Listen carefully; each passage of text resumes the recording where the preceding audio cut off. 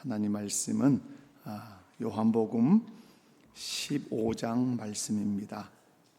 요한복음 15장 26절, 27절 두 절 말씀을 제가 봉독해 드리겠습니다. 요한복음 15장 26절, 27절입니다.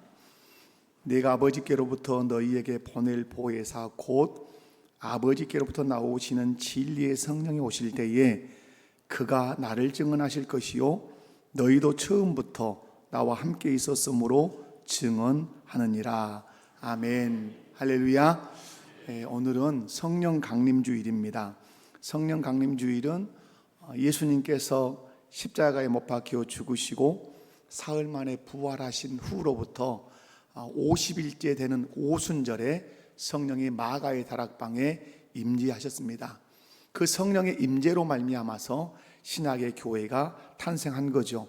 교회는 그날을 기념해서 성령 강림절로 지금까지 지켜오고 있습니다.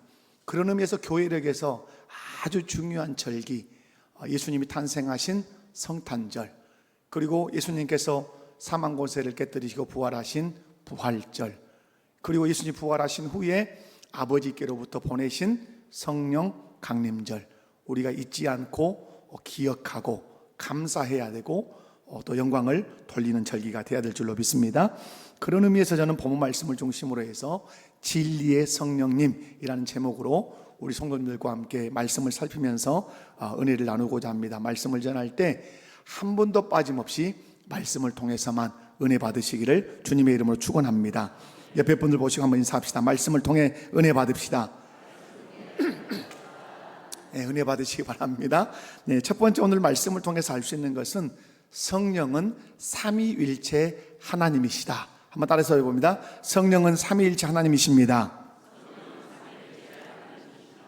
여러분, 제가 이제 설교할 때 여러분 아멘을 신앙 고백이기 때문에 잘 하셔야 돼요. 우리는 삼위일체 하나님을 믿습니다. 삼위일체 하나님이란 성부, 성자, 성령, 하나님이 삼위로 존재하십니다. 다시 말해서 세 인격으로 존재하십니다. 그러나 한 분이십니다. 오늘 본문을 보면 예수님께서도 하나님을 소개하실 때 삼위 하나님으로 소개하십니다. 본문 26절을 보면 내가 라고 말씀하는데 여기서 내가는 예수님 자신으로 성자 하나님이십니다.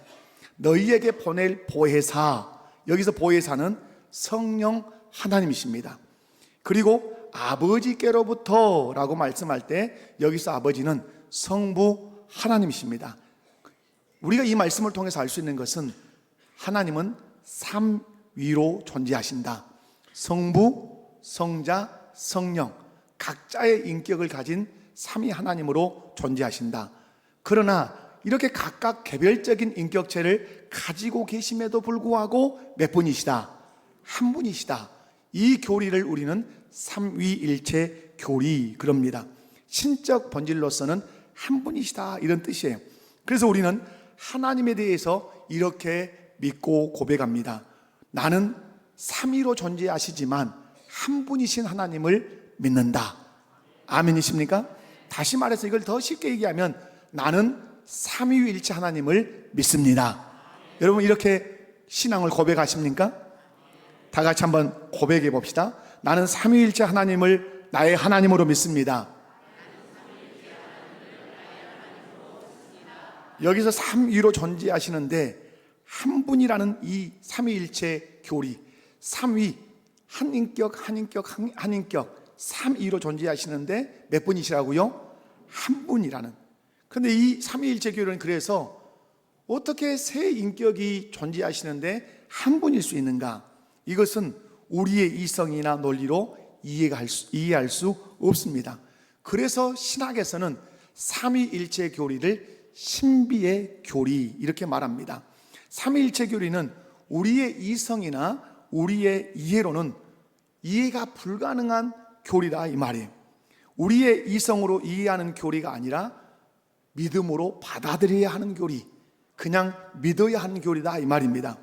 그런데 재미있는 것은 이 삼위일체 교리가 우리의 이성으로 이해할 수 없고 설명할 수 없는 교리임에도 불구하고 예수 그리스도를 구주로 믿으면 이성으로 이해할 수 없고 우리의 논리로 설명할 수 없는 삼위일체 교리가 예수님을 믿고 나면 그냥 믿어진다고 하는 사실입니다. 여러분, 이 세상 만물을 하나님의 말씀으로 창조했다. 그러면 예수 믿기 이전에는 허무맹랑한 소리, 신화적인 소리 이렇게 말을 하던 사람도 예수 그리스도를 구주로 믿으면 하나님께서 말씀으로 천지를 창조했다는 사실이 그냥 믿어집니다. 그래서 여러분, 믿어지는 것이 은혜고 믿어지는 것이 복인 줄로 믿습니다. 그러므로 가장 큰 축복이 뭐냐? 믿어지는 것입니다. 아멘이십니까? 삼위일체를 우리의 이성으로 다 이해할 수 없고 설명이 불가능한 교리지만 하나님이 천지를 창조하시되 말씀으로 창조하셨다는 것이 우리의 이성으로 합리적인 그런 논리로 설명이 불가능하지만 예수 그리스도를 구주로 믿으면 삼위일체 교리뿐만 아니라 천지 창조 이 사역이 그냥 믿어진다는 거예요. 누가 믿게 하시는가? 성령 하나님이 믿게 하신 줄로 믿습니다. 어떤 사람들은 삼위일체가 어떻게 가능하냐? 논리적으로 설명이 불가능하기 때문에 나는 믿을 수 없다, 이렇게 주장을 합니다. 그렇다면 이런 질문을 우리가 충분히 해볼 수 있습니다. 모든 것이 설명이 가능하고 모든 것이 이해가 가능해서 당신은 믿고 사느냐? 이 질문 할 수 있지 않겠습니까? 이 세상에 존재하는 모든 것이 논리적으로 이해가 가능하고 그리고 설명이 가능합니까? 이 세상에 존재하는 모든 것들이 여러분 우리의 그 논리와 우리의 이성으로 이해가 가능하고 우리의 이 입술로 설명이 다 가능하냐 이 말이에요. 가능합니까? 여러분, 가능할 것처럼 아예 불가능합니다. 예를 들면 멀리 갈 곳도 없어요. 내 안에 영혼이라고 하는 존재가 있습니다. 영혼이 떠나면 죽었다 그래요. 그죠? 양심이라고 하는 양심이라고 하는 것이 있어요. 성경은 이 양심을 아주 깊이 다루고 있습니다. 근데 여러분, 영혼과 양심을 논리적으로 설명한다? 어떻게 영혼이 있지? 어떻게 양심이 작동하지? 논리적으로 설명이 가능한가요? 이해가 가능한가요? 그럼에도 불구하고 우리는 양심이, 영혼이 어떠하다고 믿죠? 존재한다고 믿어요. 인간의 의식은 뇌의 활동이라고 말을 해요. 그죠? 우리 인간이 어떤 의식을 하고 행동을 하는 것은 뇌의 활동의 결과라고 우리가 말을 하지만 정확히 어떻게 생각을 만들어내고 감정을 만들어내는지 우리는 증명할 수가 없어요. 이해시킬 수 없어요. 그럼에도 불구하고 우리는 뇌가 우리에게 어떤 감정을 또 어떤 느낌을, 지식을 우리에게 갖게 한다는 사실을 여러분은 믿습니까? 믿지 않습니까? 믿어요. 이해할 수 없지만, 논리적인 설명이 불가능하지만 그것이 존재한다는 사실을 우리가 완벽하게 믿는단 말이에요. 그러므로 여러분, 설명이 불가능하니까 존재하지 않는다고 여러분 말할 수 없어요. 저는 호튼이라고 하는 만화 영화를 아주 재밌게 본 적이 있어요. 거기에서 이 여우 추장이 말해요. 들리지 않고 보이지 않고 만지지 않는 것은 존재하지 않는 거야, 이렇게 말을 해요. 호튼은 코끼리예요. 그런데 코끼리는 보이지 않는 것을 들었어요. 보이지 않는 곳에서 어떤 미지의 세계가 있다는 사실을. 그러니까 막 간증을 해요. 일명 우리 표현으로 하면. 그러니까 이 여우 추장이 말해요. 보이지 않고 들리지 않고 만져지지 않는 것은 존재하지 않는 거야. 그런데 기독교는 보이지 않는 것이 존재한다, 들리지 않는 것이 존재한다, 만져지지 않는 것이 존재한다. 이것이 기독교예요. 이걸 믿는 것이 기독교예요. 하나님 보이지 않습니다. 존재하십니다. 하나님 만져지지 않습니다. 존재합니다. 천국이 우리 눈에 보이지 않습니다. 그러나 존재합니다. 그것을 믿는 것이 우리의 신앙이라 이 말이에요. 하나님 만드신 피조 세계도 우리가 다 이해하지 못해요. 내가 내 몸뚱아리를 가지고 있지만 내 몸뚱아리를 내가 다 이해하지 못해요. 다 설명하지 못해요. 그런데 이 피조 세계를 만들고 나를 만드신 그 하나님을 인간이 이해한다? 그 하나님을 인간이 설명해야 한다? 여러분, 이해할 수 없고 설명할 수 없으면 존재하지 않는다? 이런 말은 억지라 이 말이에요. 억지. 사랑하는 성도 여러분, 성령은 성부 하나님, 성자 하나님과 함께 영광과 권능을 동등하게 가지고 계시는 삼위일체 하나님이라는 사실을 의심 없이 믿으시기 바랍니다. 그런 의미에서 여러분, 성령을 오해하시면 안 돼요. 성령을 어떤 능력, 어떤 파워로 이렇게 생각해요. 신비주의가 교회 안으로 들어올 때는 성령님을 마치 능력으로, 파워로 이렇게 생각해요. 성령은 지, 정, 의를 가지고 계시는 인격의 하나님이세요. 그리고 성부와 성자와 함께 영광과 권능을 동등하게 가지고 계시는 동등하신 하나님이세요. 그러므로 성령이 하나님이심을 믿어야 그 믿음이 바른 믿음인 줄로 믿습니다. 그 믿음의 소유자가 되시기를 주님의 이름으로 축원합니다. 두 번째로, 성령님은 보혜사라고 오늘 본문의 말씀이에요. 오늘 본문 26절을 보면 이렇게 말씀하죠. 내가 아버지께로부터 너희에게 보낼 보혜사. 이건 교리적으로도 아주 중요합니다. 예수님은 누구로부터 오십니까? 아버지께서 보내서 오십니다. 그러므로 예수님은 아버지로부터 왔다 이렇게 말해요. 그런데 성령님은 어떻게 오시죠? 예수님께서 승천하셔서 아버지께 청하여 아버지가 보내십니다. 그래서 성령님이 이 땅에 오실 때 설명을, 성령은 예수 그리스도를 통하여 아버지께로부터 오신다 이렇게 교리적으로 설명해요. 오늘 26절이 그렇게 말씀하잖아요. 내가 누구께로부터? 아버지께로부터 너희에게 보낼 보혜사. 여기서 보혜사라고 하는 것은 성령을 일컬어요. 성령의 호칭이에요. 근데 보혜사는 한자 그대로 하면 보호한다는 뜻이에요. 보자가. 해는 은혜를 베푼다는 은혜 해자예요. 사는 가르친다는 스승사예요. 그러면 이 보혜사가 아주 성령에 대한 표현을 잘한 거예요. 우리를 어떠하신다? 보호하신다. 해, 우리에게 뭘 베푸신다? 은혜.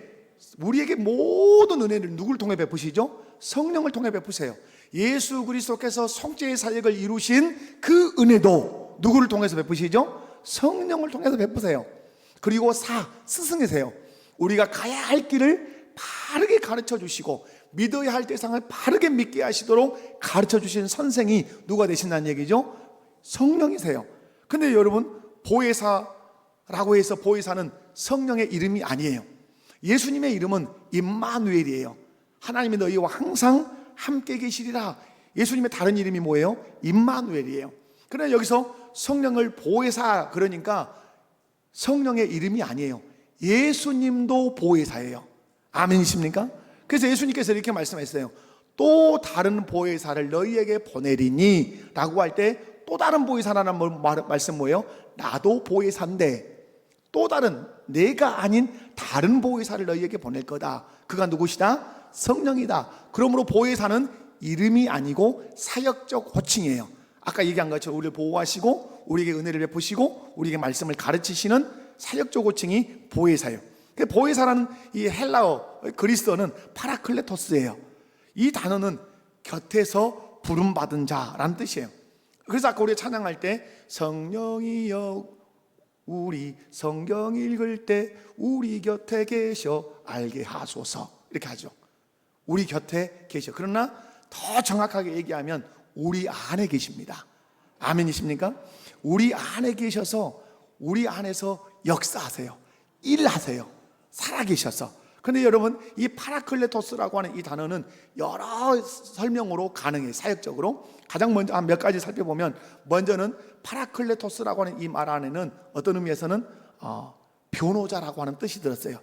변호한다는 말은 어떤 사람이 고소당했다면 이 사람을 옹호하고 변호해 주듯이 성령께서도 성도들이 사단이나 세상으로부터 비난을 받고 공격을 받을 때 성령께서 어떻게 하신다고요? 변호해 주세요. 그럼 변호를 어떻게 할까요? 밖에서? 아니에요. 내 안에서 변호할 말을 생각나게 하셔서 변호할 말을 하게 하세요. 그래서 변호하세요. 뿐만 아니라 성령님은 조언자, 상담자라고 하는 말이 있어요. 의미가 있어요. 조언한다, 어드바이스 한다는 말은 뭐예요? 내가 이렇게 해야 되나 저렇게 해야 되나 잘 모를 때 조언해 주는 거예요. 이렇게 하는 것이 합당하다, 바르다. 근데 그 일을 누가 하신다고요? 성령님이 하세요. 그래서 상담자, 카운셀러. 우리가 마음의 상처를 가지고 어떤 관계의 갈등이 있을 때 아주 잘 상담해 주시는 분이 누구라고요? 성령님이에요.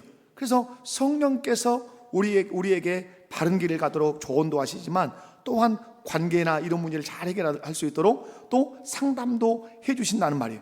그리고 고민과 어려움 가운데 빠져 있을 때 올바른 길을 갈 수 있도록 위로를 주시는 분이에요. 저는 목회를 하면서 많은 산과 같은 문제들을 만날 때가 있지 않겠어요? 그러면 저는 홀로 예배당에 이렇게 나와서 앉아서 기도를 해요. 그리고 저기 4층 우리 비전센터 옥상 같은 데 올라가서 혼자 이렇게 시내를 바라보면서 대뇌해요. 성령, 내 안에 계신 성령님, 내게 조언해 주세요. 이 목양의 길을 갈 때 이 문제를 어떻게 풀어야 될지 성령께서 조언해 주세요. 성령께서 알려주세요. 말씀을 통해서 깨닫게 해주세요. 그러면 내 안에 계신 성령이 어느 순간에 어떤 생각들을 주세요. 뭐 정태야 이런 건 아니에요. 안에서 어떤 생각이, 예배당에 혼자 와서 이렇게 있으면 막 기도하죠. 막 이렇게 기도하는 게 아니라 그냥 저는 아주 단순하게, 성령님, 제가 이 자리에 앉았습니다. 이 문제가 저에게는 해결돼야 할 문제입니다. 성령님 지혜 주시고 깨닫게 하셔서 이 문제 잘 해결해서 교회를 건강하게 세워가게 해주세요. 그럼 저는 항상 경험하는 바가 그거예요. 제일 먼저 성령이 딱 역사하시면 눈물이 빵 터져요. 눈물이 하염없이 쭉 흘러요. 그러면서 어떤 생각들이 막, 낱말들이 이 마음속에서 막 일어나기 시작해요. 그걸 가만히 묵상하고 기도하면 거기에서 답이 있어요. 분명한 답이 있어요. 저는 지금까지 목회를 그렇게 해왔어요. 사람에게 묻기보다는 성령께 묻고 성령이 주신 그 은혜를 따라서 목양을 이렇게 해왔어요. 그리고 왜 힘들 때 없겠어요? 정말로 그만둬 버리고 싶을 때도 있었겠다 없었겠다? 있을 때도 있단 말이에요. 그러면 성령님 너무 내가 힘들어요. 그러면 성령께서 원점으로 저를 늘 되돌이키세요. 원점으로 나를 부르셨던 그때, 내가 너를 만났던 그때, 내가 너를 어떻게 불렀는데 하시면서 그 문제를 해결할 수 있는 힘도 주시고 또 상담도 해주세요. 그리고 오늘 파라클레토스라는 이 말 안에는 돕는 자라는 의미도 있어요. 돕는다는 말은 도움이 필요한 사람에게 실제적인 도움을 줘요. 보혜사이신 성령께서도 성도들이 연약할 때 힘과 능력을 공급해 주심으로 도와주세요. 그래서 하나님 나라를 향해 갈 수 있도록 늘 도와주세요. 사랑하는 성도 여러분, 하나님은 살아계십니다. 성부 하나님, 성자 하나님, 성령 하나님이 살아계세요. 살아계시기 때문에 저는 여러분에게 늘 말해요. 살아계시기 때문에 어떠할 수 있다. 대답을 전혀 못하시네. 제가 살아있으니까, 여러분이 살아있으니까 오늘 어떠하고 있죠? 만나고 있는 거예요. 살아있기 때문에 어떠하고 있다고요? 만나고 있어요. 삼위일체 하나님이 살아계시기 때문에 만나고 있어요. 또 만날 수 있어요. 아멘이십니까? 여러분, 그런데 이 성령을 받으면, 파라클레토스 보혜사 성령을 예수 믿을 때 내가 받으면 그 사람은 그 누구보다도 사람을 잘 돕는 사람이 돼요. 그리고 누구보다도 조언을 잘하는 사람이 돼요. 상담을 잘하는 사람이 돼요. 그리고 위로를 잘하는 사람이 돼요. 성령을 받으면 그 성령의 특질대로 다른 사람을 잘 변호하는 사람도 돼요. 그런 의미에서 저와 여러분 성령 충만해야 될 줄로 믿습니다. 이런 의미들을 모두 종합해 볼 때 보혜사 성령은 성도들의 모든 필요를 채워주시고 그리고 보호해 주시고 우리를 인도해 주시는 분이에요. 다시 한번, 보혜사 성령은 우리의 모든 필요를 채워주시고 그리고 우리를 어떤 어려운 역경에서도 보호해 주시고 그리고 우리를 인도하시되, 어디까지 인도하신다? 천국까지 인도하시는 분이심을 믿으시기 바라요. 그런데 중요한 것은 예수 믿는 저와 여러분이 보혜사이신 성령께 붙들리면 방금 말한 것처럼 다른 성도들이 세상으로부터 공격을 받을 때, 불신자들로부터 공격을 받을 때 적극적으로 지혜롭게 변호하는 사람이 될 수 있어요. 어떤 성도가 어려운 환경과 상황을 만나면 보혜사 성령이 자기 안에 계신 사람은 그 사람을 잘 위로할 수 있어요. 잘 격려할 수 있어요. 그리고 보혜사이신 성령께 붙들리면 도움이 필요한 사람을 잘 도와주는 사람이 돼요. 아멘이십니까? 여러분이 성령 충만한 사람인지 아닌지를 그렇게 알 수 있어요. 나는 잘 변호하는 사람이다. 나는 잘 조언하고 잘 상담해 주는 사람이다. 나는 누군가의 어려움에 빠지면 잘 도우는 사람이다. 그러면 여러분, 성령 충만한 사람인 줄로 믿습니다. 그래서 저와 여러분이 쉬지 않고 해야 하는 기도가 있습니다. 그 기도가 뭐라고요? 성령 충만을 위한 기도예요. 하나님, 성령 충만하게 해주세요. 성령 충만이라는 말은 다른 것이 아니에요. 성령의 다스림을 받는다는 뜻이에요. 내 지식도 성령이 다스리셔야 되고, 내 감정도 성령이 다스리셔야 되고, 내 의지도 성령이 다스리셔야 그 지식과 그 감정과 그 의지를 가지고 죄 짓지 않고 다른 사람을 살리고, 가정을 살리고, 직장을 살리고, 교회 공동체를 살리고, 나라와 민족을 살리는 사람이 되는 거예요. 성령이 오시면 살리는 일을 하시잖아요. 사랑하는 성도 여러분, 성령 하나님은 우리의 파라클레토스, 보혜사이신 줄로 믿으시기 바라요. 저와 여러분이 그 성령에 충만해지면, 여러분 성령의 온전한 다스림을 받으면 변호자로서, 좋은 자로서, 상담자로서, 위로자로서, 돕는 자로서 많은 성도들을 위해서 여러분이 헌신하게 될 거예요. 여러분이 있는 자리에 그러면 어떤 일이 생겨나겠어요? 살아나는 역사가 일어날 거예요. 아멘. 성령이 있는 곳에 자유함이 있고, 성령이 거하는 곳에 살아나는 역사가 있는 줄로 믿습니다. 세 번째, 성령은 진리의 성령님이십니다. 한번 따라서 해볼까요? 성령은 진리의 성령님이십니다. 26절을 함께 읽어보도록 합니다. 시작. 내가 아버지께로부터 너희에게 보낼 보혜사, 곧 아버지께로부터 나오시는 진리의 성령이 오실 때에 그가 나를 증언하실 것이요. 아멘. 예수님은 오늘 본문 말씀을 통해 성령님을 누구로 표현했죠? 진리의 성령, 이렇게 표현했어요. 그리고 연이어서 예수님은 진리의 성령님이 오실 때에 누구를 증언하실 것이요? 나를 증언하실 것이요. 자, 성령을 진리의 성령이라고 표현해 놓고 그 진리의 성령이 오시면 뭐 하실 거다? 나를 증언하실 것이다. 이 말은 무슨 말이죠? 진리가 곧 누구다? 예수님 자신이 진리란 뜻이에요. 그죠? 진리의 성령이 오시면 나를 증언할 건데 예수님이 진리다, 이런 뜻이에요. 그래서 예수님께서도 요한복음 14장 6절에서 자기를 소개하실 때 이렇게 소개했어요. 여러분 잘 아시는 성경 구절이잖아요. 내가 곧 길이요 진리요 생명이니 라고 말씀했어요. 내가 곧 길이요 진리요 생명이니 나로 말미암지 않고는 아버지께로 올 자가 없느니라. 내가 곧 길이요 진리다, 이렇게 말씀했어요.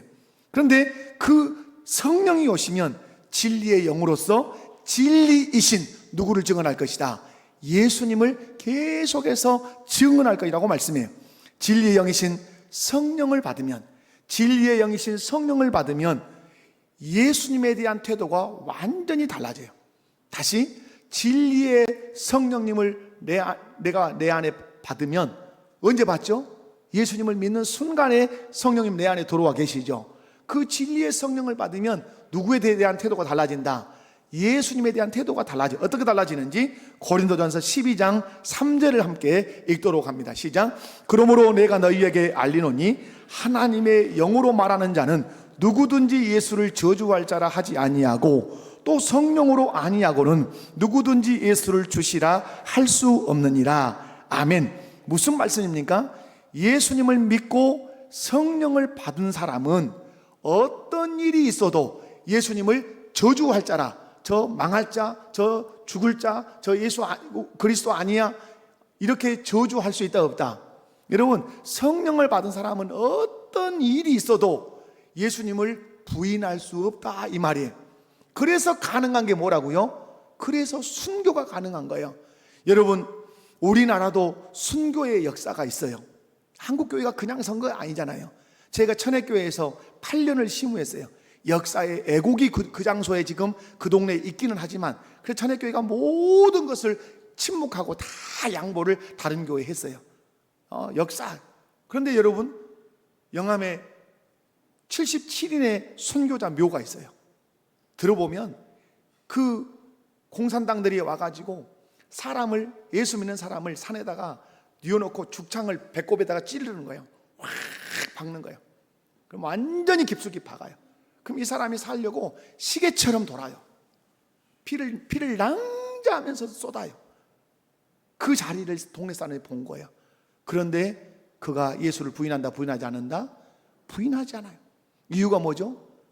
예수를 주라고 고백한 성령이 그의 믿음을 거두지 않는 이상 결코 예수님을 부인할 수 없다 이 말이에요. 여러분이 예수님을 믿은 게 아니에요. 성령께서 믿음을 주셔서 믿은 거예요.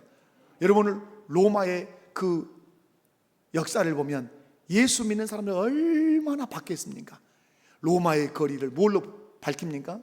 예수 믿는 사람을 그 장대에 매달아서 거기다 기름 발라서 불을 지핀단 말이에요.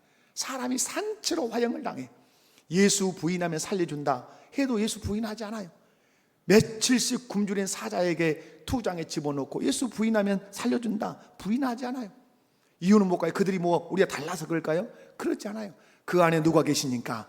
성령이 계시니까. 그 성령이 무엇을 주시니까? 믿음을 주시니까 예수를 부인할 수 없는 거예요. 여러분, 나는 어떻게 순교할까? 여러분이 순교하는 게 아니에요. 여러분 안에 계신 성령께서 예수를 부인하지 못하게 하시는 거예요. 뿐만 아니라 오늘 말씀, 이 고린도전서에서 볼 수 있는 말씀이 뭐예요? 아무나 예수님을 자신의 주라고 고백할 수 있는 것이 아니라고 말씀해요. 오직 성령을 받은 사람만 예수님을 누구라고 고백한다? 주님이라고 고백해요. 성령이 아니고서는 예수를 주라 할 수 없느니라. 여러분에게 예수님은 누구십니까?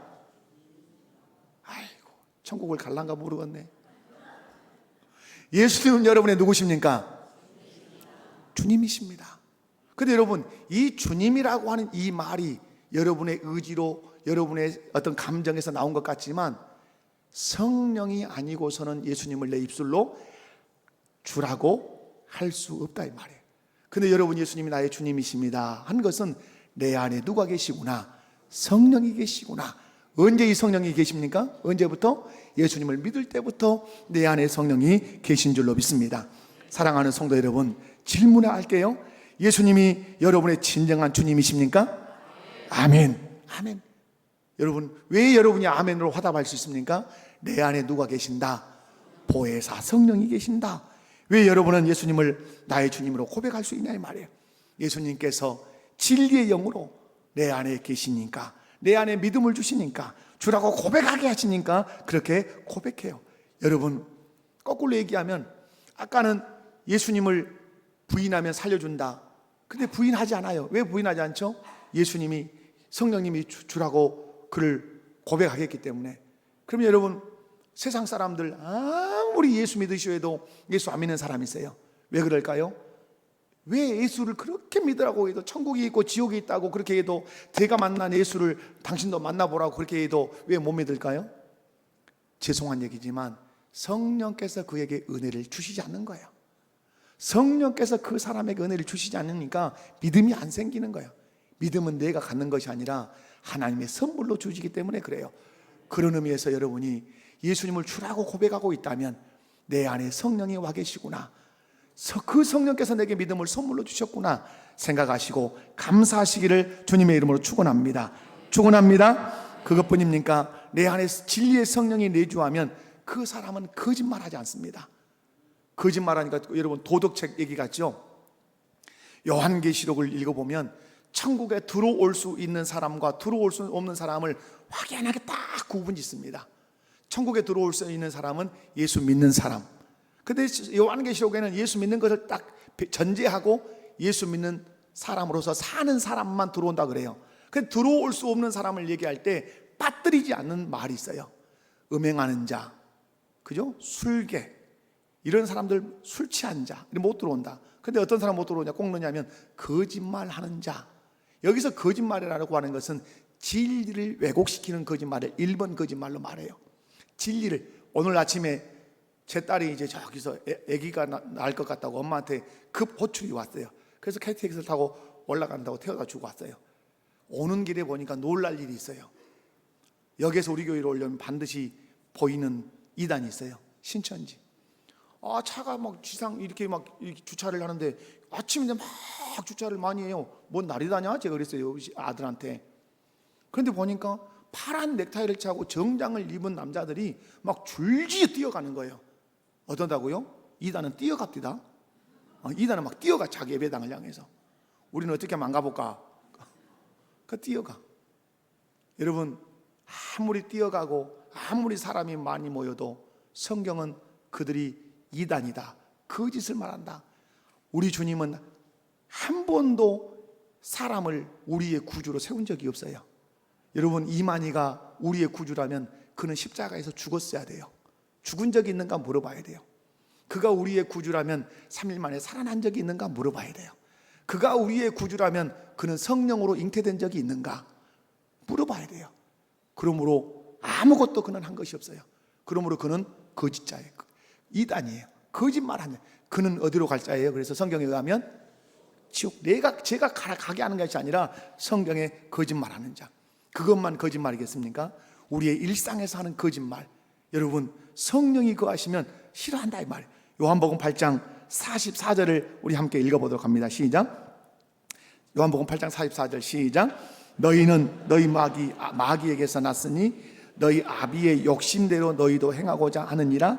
그는 처음부터 살인한 자요 진리가 그 속에 없으므로 진리에 서지 못하고 거짓을 말할 때마다 제 것으로 말하나니 이는 그가 거짓말쟁이요 거짓의 아비가 되었음이라. 아멘. 예수님께서 마귀의 특징을 말하고 있어요. 여러분, 마귀 귀신은 존재한다 존재하지 않는다? 반드시 존재해요. 예수님께서 오신 이유를 말했어요. 내가 마귀의 일을 멸하러 왔다. 내가 귀신의 일을 멸하러 왔다. 그러므로 이 세상은 귀신이 존재해요. 마귀가 존재해요. 사단이 존재해요. 근데 마귀는 어떻게 일하죠? 마귀에게 났으니 너희 아비의 욕심대로 너희 행하고자 하느니라. 마귀는 우리를 타락시킬 때 뭘로 타락시킨다? 욕심을 불어넣어요. 아담과 하와가 인류의 조상으로 처음 타락한 사람이에요. 어떻게 아담과 하와가 선악을 알게 하는 나무의 실과를 따먹었습니까? 욕심이 생겼어요. 어떤 욕심? 선악을 알게 하는 나무의 실과를 따먹으면 누구같이 되겠다? 하나님과 같이 되겠다는 욕심을 집어넣었어요. 오늘도 그 마귀의 전수는 하나도 바뀌지 않아요. 육체의 정욕, 안목의 정욕, 이생의 자랑이라고 하는 이 욕심을 훅 불어넣어서 우리로 하여금 그 욕심을 이루기 위해서 뭐 하게 한다? 거짓말을 하게 해요. 그 욕심을, 물질적 욕심, 명예의 욕심, 여러 가지 이성의 욕심, 그 이성의 그런 욕심들을 이루고 싶은데 내 힘으로는 안 되니까 어떤다고요? 거짓말하게 해요. 그래서 오늘 성경 말하죠. 마귀는 처음부터 거짓말쟁이다. 왜 거짓말쟁이죠? 그 속에 진리가 없기 때문에 그런다. 사랑하는 성도 여러분, 누가 거짓말하냐? 누가 거짓 이단을 주장하냐? 진리의 영이신 성령을 받지 못하고 도리어 귀신의 영을 받은 사람들이 거짓말한다. 그러나 진리의 영이신 성령이 내주하는 사람은 민감해져요. 무엇에? 거짓에 대하여 민감해져요. 내가 예수 믿는 신자예요. 그런데 아내에게 거짓말을 해요. 그러면 너무 불편해요. 그래서 이실직고를 제 아내는 항상 한 번씩 물어본 거 있어요. 혹시 돈 가진 것 있어요? 이렇게 물어볼 때 있어요. 돈 가진 거 있냐고. 그러면 없다고 말할 수는 없어요. 왜? 그래서 돈 생기면 무조건 줘버려요. 그냥 그거 물어볼 것 같으니까. 여러분, 성령이 내주하시면 무엇에 민감하다고요? 거짓에 민감해요. 그리고 거짓을 막 경계해요. 그리고 언제나 참된 것만 말해요. 여러분, 거짓을 경계하고 참된 것만 말하는 것은 그 사람 안에 누가 거하시기 때문에 성령이 우리를 재촉해요. 야, 너 거짓말하냐? 진실을 말해야지. 그래서 여러분, 성령이 거하시면 여러분, 잘못하는 것은 잘못했다고 말해야 신간이 편해요. 그것을 거짓말해 놓고도 숨기고 있으면 내 안에 계신 성령이 탄식하는 것을 우리가 영적으로 느낄 수 있어요? 없어요? 금방 느낄 수 있어요. 사랑하는 성도 여러분, 세상은 거짓에 속해서 성령을 알 수도 없고 성령을 받을 수도 없지만 우리 안에 진리의 성령이 계시기 때문에 우리는 본능적으로 거짓을 미워하고 죄를 멀리하려고 하는 본능이 있어요. 그 본성에 우리가 충실하셔야 돼요. 저와 여러분이 진리를 믿고 거짓을 단호하게 거절할 수 있는 것은 우리 안에 누가 거하시기 때문이다. 진리의 성령이 거하기 때문인 줄 믿습니다. 그러므로 진리의 성령을 의지해서 성령의 도움을 구하는 것은 신앙생활에 매우 중요해요. 여러분이 자녀들을 양육할 때도 성령께 의탁하는 법을 배워야 돼요. 성령님 지혜 주세요. 성령님 내게 담대함 주세요. 성령님 예수님만 말씀하게 해주세요. 성령님 진실하게 해주세요. 이렇게 기도하는 법을 우리 아이들에게 가르쳐야 돼요. 여러분, 성령을 받으면 진리의 성령을 받으면 거짓을 미워할 뿐만 아니라 진리의 성령을 받은 사람은 예수님을 주님이라고 고백하는 데서 그치지 않고 예수님을 증언하는 데 기뻐해요. 그래서 예수님에 대한 소식을 듣는 걸 좋아해요. 또 들려주시오, 또 들려주시오. 누구에 대한 말씀을? 예수님에 대한 말씀을 또 들려주시오, 또 들려주시오. 그리고 듣고 들었던 그 예수님에 관한 말씀을 또 말하기도 좋아해요. 사랑하는 성도 여러분, 여러분 예수님을 구주로 믿으십니까? 여러분 안에 성령이 계신 줄로 믿습니까? 여러분 그러면 예수님에 관한 그 말씀에 여러분 듣고 싶어 귀 기울이십니까? 그리고 그 예수님을 전하기를 기뻐하십니까? 그렇게 하셔야 돼요. 마지막 간단하게 말씀을 드리면, 진리의 성령이 내 안에 들어와 계시면 그 성령이 성경을 기록한 원처자시잖아요. 성경을 읽을 때 여러분 뭐라고 기도하셔야 돼요? 성경을 펼쳐 내가 읽습니다. 그러나 읽지 않게 하시고 주의 음성을 듣게 해 주십시오. 그때 그 성경의 원저자이신 성령께서 성경을 깨닫게 하세요. 어떤 사람들은 이스라엘의 배경을 알아야 된다, 언어를 알아야 된다, 그래야 성경 말씀을 잘 깨닫는다. 여러분 도움은 될 수 있지만 원래 성경만 있으면 돼요. 아멘이십니까? 여러분 학문이 없는 저 아프리카 오지에 성경만 한 권 달랑 있으면 아무것도 못 깨달을까요? 그렇지 않아요. 그 성경을 펼쳐 읽을 때 성경의 기록자이신 성령께서 그 사람에게 깨닫게 하세요. 해석해 주세요. 아멘이십니까? 그러면 여러분도 기도하셔야 돼요. 성경을 읽을 때 성령님 깨닫게 해주세요. 밝히 알게 해주세요. 그래서 그 말씀이 은혜가 되어야 말씀에 순종하는 삶을 살게 되는 것입니다. 말씀 정리합니다. 성령님은 삼위일체 하나님이십니다. 성령님은 성부와 성자와 함께 영광과 권능이 동등하신 하나님이신 줄 믿으시기 바랍니다. 성령님은 우리 곁에서 도와주시는 파라클레토스 보혜사이십니다. 변호도 하시죠, 상담도 하시죠, 조언도 하시죠, 위로도 하시죠. 능력이 없을 때 도와주기도 하시는 그런 성령님이십니다. 그 성령이 내 안에 들어와 충만히 여러분 역사한다면 나도 그렇게 좋은 자가 되고 상담자가 되고 돕는 자가 되고 변호자가 될 수 있다는 사실도 믿으시기 바라요. 뿐만 아니라 성령님은 진리의 성령이에요. 예수님을 증언하시는 분이에요. 그래서 성령 충만하면 누구 증언하기를 기뻐한다? 예수님 증언하기 기뻐하고 예수님 말씀 듣기 기뻐하고, 아멘. 그리고 거짓을 미워하고 그리고 참된 것을 추구하는 삶을 살게 될 줄로 믿습니다. 그리고 말씀 늘 읽고 순종해서 하나님의 영광을 드러내는 삶을 살게 될 줄로 믿습니다. 우리 다 같이 자리에서 일어나셔서 간절한 마음으로 성령